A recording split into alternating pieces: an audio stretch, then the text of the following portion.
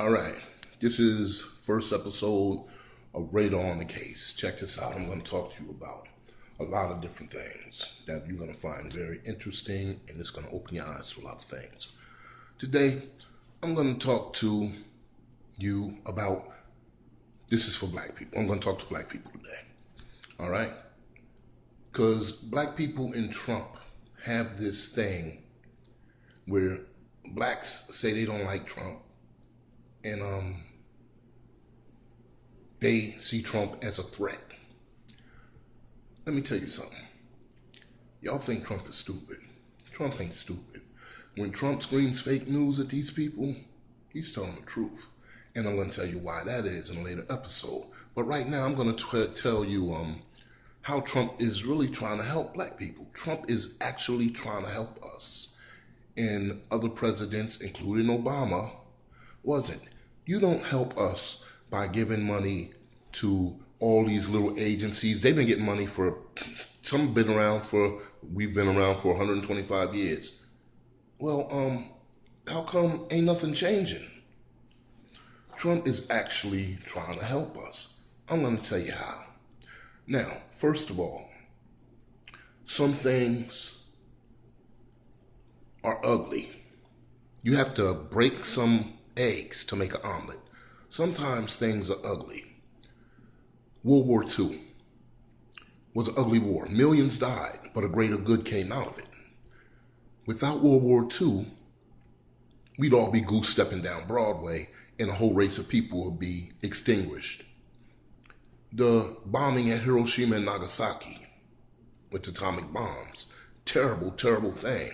But the greater good came out of it because Emperor Hirohito said himself that the Japanese are prepared to fight down to the very last man.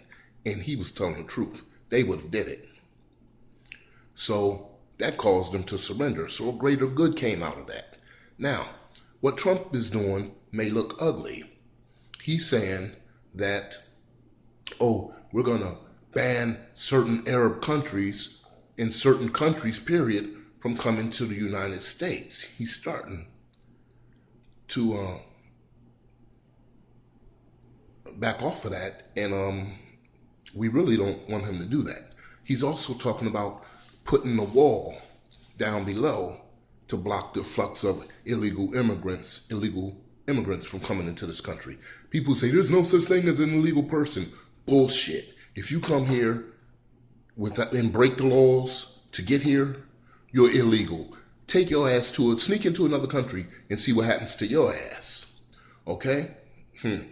So, he's trying to do this, and people are like, well, he's not banning all Arab countries. He ain't banning the people from the United Arab Emirates because they got money. Yeah, because they got money.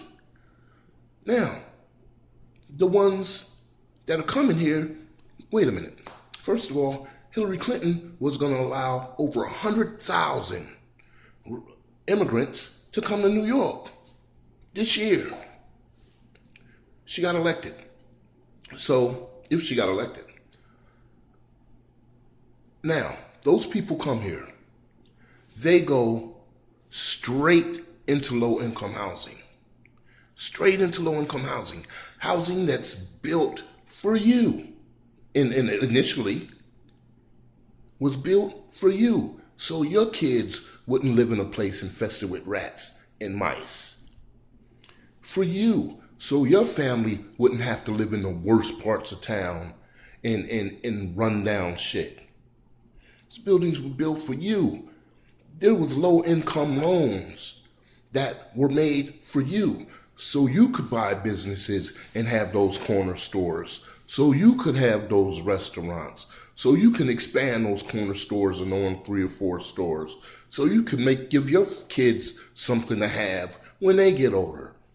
But we don't have that now because they come here, they go straight into low-income housing, they take the low-income homes, and your ass is in a shelter. When's the last time you seen an Arab in a shelter? Ask yourself that shit. And they just got here. We've been here since 1629. That's 150 years, 150 something odd years before this place was even a country. Black people was here. 100. So when they tell you go back to your country, this is your country. So anyway, we've been here all that time, and we are still where we're at. And the reason why is because there are, everybody knows the poor, middle class, the rich. There's the super rich, and then there's the elite. Okay? Remember when Jay-Z was at the Four Seasons, he was going to buy the Nets?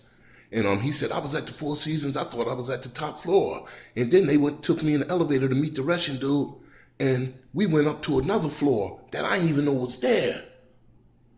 There's like always another level. He said that. So there's always another level, So those at the highest level are feeding something called political correctness down to the masses. It's just another way to subjugate the population.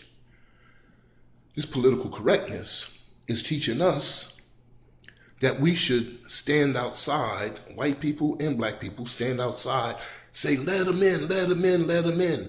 Excuse me. The rich white people know the reason they're saying let them in, because it keeps black people from being a real power in this country. That's why there's only been one black president. If we were a real power in this country, you would see more black presidents. There would have been more black presidents. They give us the illusion of being a power in this country because you see Jay-Z and Beyonce, and you see Halle Berry and black people on TV, and you see us on TV shows. That don't give us power. That just gives us the illusion of power. That's why there's only been one black president. So this political correctness is keeping us right where we are by saying, let them in, let them in, let them in. The white people are saying, keep them where they are, keep them where they are, keep them where they are. And the poor and middle class and the rich who actually think they're doing something good by saying, and they don't have any idea, they're out there saying, let them in, let them in, let them in, because they think it's right. They're unwillingly subjugating us. And not only that, we're subjugating ourselves. We're out there saying, let them in, let them in, let them in, because we can't see past our own noses. Black people are so used to being where we are in this country that we're prepared to actually fight against ourselves because we don't think about the underlying reasons for things. We just see the surface. We were taught that we should forgive and accept everybody, and we shouldn't. We accept anybody into our neighborhoods, and we shouldn't. White people don't even want us in their neighborhoods. We walk in and we can't get in their neighborhoods without a fight. Chris Rock said, you know who my neighbors are? He spoke about who his neighbors were. Eddie Murphy and somebody else. And he was like, super rich black people. He said, that's who lives in his neighborhood. He said, do you want to know who my neighbor is? He's a plumber. A plumber. But only super rich white black people can live in that neighborhood where he's at. But a plumber lives next door to him. So we can't even get in their neighborhoods, but we let everybody into ours. We're so used to being subjugated and taught to forgive that even when somebody robs us and takes what we have or what we're supposed to have, we think it's all right. Even when somebody kills a family member or relative, I see black people on the news, oh, I don't want nothing bad to happen to him. I'll forgive him. I'll just pray. Sickening. Sickening. See a white person's family member get killed, they be like, lock him up. I want him to have the death penalty. If I can get my hands on him, I'd kill him my damn self. Not because they're evil, because it's right. We are too docile. We fight against ourselves because we're out there saying, let them in, well, let them in, let them in. Let them in to take our low-income housing from us. Let them in so our kids won't have a decent place to stay. Let them in so we can't get low-income loans. We're fighting against ourselves. Trump can't erase over 400 years, 500 years worth of shit that's happened to us. But he's at least trying to let us get our foot in the door. He's talking about revitalizing the inner cities and all of this stuff. And people think that's a pipe dream because all these years people have been funneling money to all these different organizations to revitalize our inner cities. And look where we're at, the same damn place. You have to give the money to the people. We have to revitalize our own shit. And the only way we're going to do that is if we get that housing and get the hell off the corner in the street and actually get low income loans where we can get jobs and create our own jobs for ourselves, like the people that come to this country are doing. Black people walk around the neighborhoods and say, damn, they doing better than we are. Yeah, they doing better than we are, and they just got here. So what I'm saying is, wake up, niggas. Now, the reason why I say niggas is because in the dictionary, there's a word called niggerish. And niggerish is an ignorant person. Now, there's a difference between ignorant and stupid. Ignorant is when you don't know, but you're willing to learn. Stupid is when you don't know and you don't even care. You ain't even willing to learn. I'm not talking to those niggas. I'm not talking to those people. I'm talking to the niggas. So we are truly crabs in a barrel. We are fighting against ourselves. Wake up, niggas. Wake up, niggas. Wake up, niggas. This is Radar on the Case, and I'm disgusted. I'm out of here.